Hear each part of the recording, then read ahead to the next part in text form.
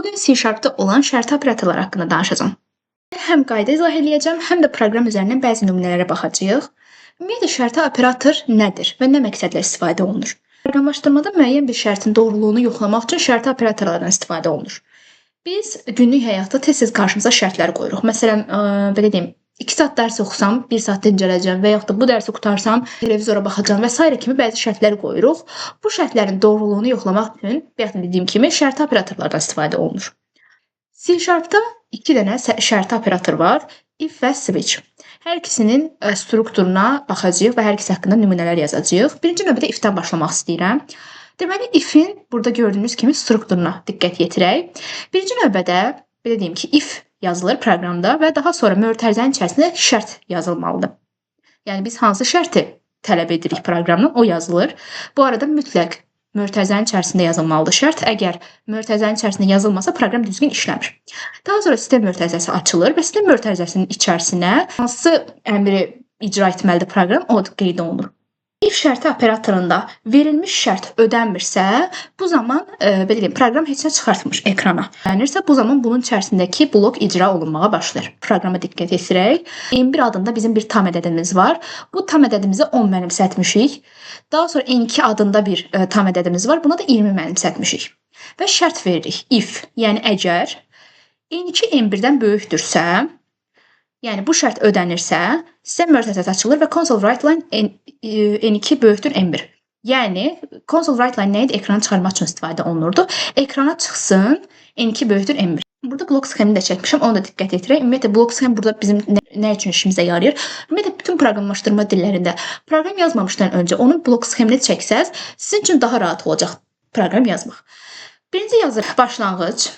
Ədədlərimizi daxil edirik. N1 bərabər 10, N2 bərabər 20. Şərt bu arada, yəqin ki, bilirsiniz, rombun içərisinə daxil olunur. Bunun içərisində veririk ki, N2 N1-dən böyükdür. Bu zaman 2 qola ayrılır. Əgər yox deyiriksə, bu zaman birbaşa çıxışa gedir. Əgər hə deyiriksə, yəni bu şərt ödənirsə, bu zaman ekrana N2 böyükdür N1 çıxır. İndi fikir verilirsə, bu proqramda və bu blok sxemdə biraz çatışmamazlıq var. Deyəcəksiniz ki, nə? If-in daxilində verilmiş şərt ödənmirsə, ekrana bayaq dediyim kimi heç nə çıxmır. Amma mən nəsə çıxmasını istəyirəm. Məsələn, tak edərəm, N2 N1-dən böyük deyilsə, ekrana çıxsın ki, N1 N2-dən böyükdür. Belə bir yazı çıxmasını istəyirəm. Bu zaman else-dən istifadə olunur. Else əks halda deməkdir və onun da, belə deyim ki, strukturu if strukturu kimidir. Else, if-dən sonra yazılır bu arada. If-dən sonra yazılır else və burada sistem mötərizəsi açılıb bağlanır. Burada şərt yazılmır. Əgər şərt doğru deyilsə, bu zaman buradakı blok icra olunur. Məsələn, bir proqram yazaq burada. Int a bərabərdir 16. Məsələn, belə bir şey. Daha sonra int b bərabərdir 32. Və bunun hansının böyük olub olmadığını yoxlamaq istəyirik. Yazacağıq ki, if a böyükdürsə B-dən, bu zaman ekrana çıxsın ki, A böyükdür B-dən. Əks halda, yəni, əgər doğru deyilsə, indi proqramı işə salaq. Gördüyünüz kimi, B A-dan böyükdür çıxdı. Bu proqramda yenə bir çatışma var. Deyəcəksiniz ki, nə çatışmır ki burada? Tutaq ki, deyirəm, mən burada B-ni silirəm və 16 yazıram. Görək indi ekrana nə çıxacaq? B A-dan böyükdür. Amma B A-dan böyük deyil axı. B A-ya bərabərdir. Yəni burada biz üçüncü bir şərt yenə verməliyik. Yəni belə deyim də, biz yazmışıq if A B-dən böyükdürsə, A B-dən böyükdür çıxsın. Else, yəni bütün əks halda artıq B A-dan böyükdür çıxsın. Amma ola bilər ki, A B-yə bərabər olsun. Bu zaman üçüncü bir şərt vermək üçün biz nə edirik? 2 dənə else-dən istifadə etmək olmur. Proqram o zaman səhv çıxır. Və biz nədən istifadə edəcəyik?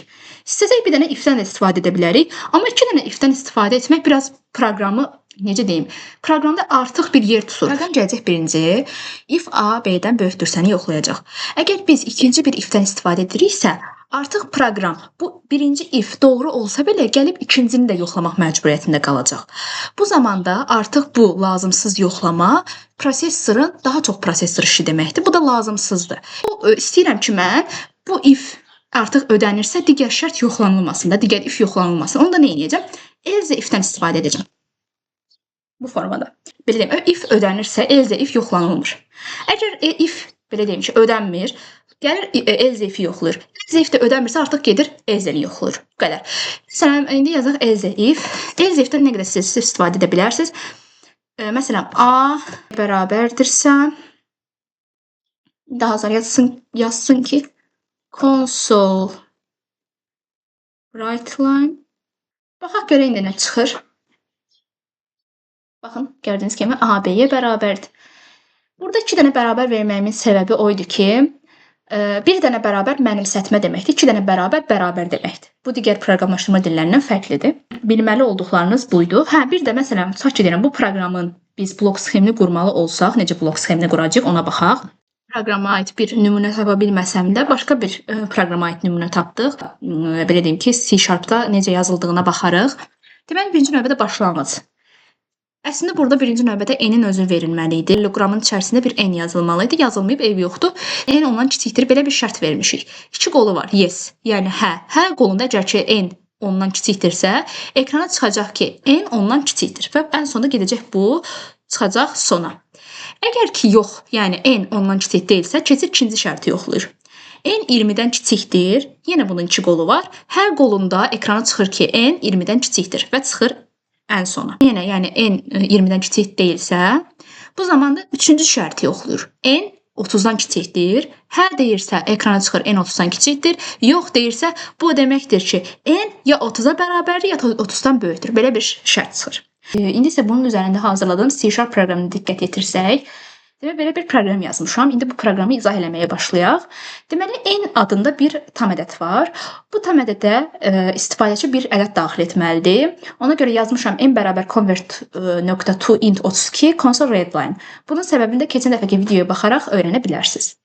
Daha sonra şərt vermişəm if n əgər ondan kiçik bərabərdirsə, console write-line n ondan kiçikdir və yaxud bərabərdir ekrana çıxmalıdır. Else if n 20-dən kiçik bərabərdirsə, bu zaman console write-line n 20-dən kiçikdir və ya bərabərdir çıxacaq. Else if, yenə else if vermişəm. Gördüyünüz kimi bir neçə else if vermək olar. Else if n 30-dan kiçik bərabərdirsə, ekrana çıxacaq n 30-dan kiçikdir və yaxud bərabərdir. Else artıq baxırıq ki, başqa hal yoxdur. Əks halda da n 30-dan böyükdür. Başqa hal qalmır axı. İndi bunu işlədək. A y-yə bərabərdir. Bir dəqiqə uşaqlar. Proqramda bu mötərizəni qoymağı unutduğum üçün proqram səhv olurdu. İndi isə gəlin başlayaq təzədən. Bura bir ədəd daxil edək. 23. N 30-dan kiçikdir və ya bərabərdir. Gördüyünüz kimi ekrana çıxdı.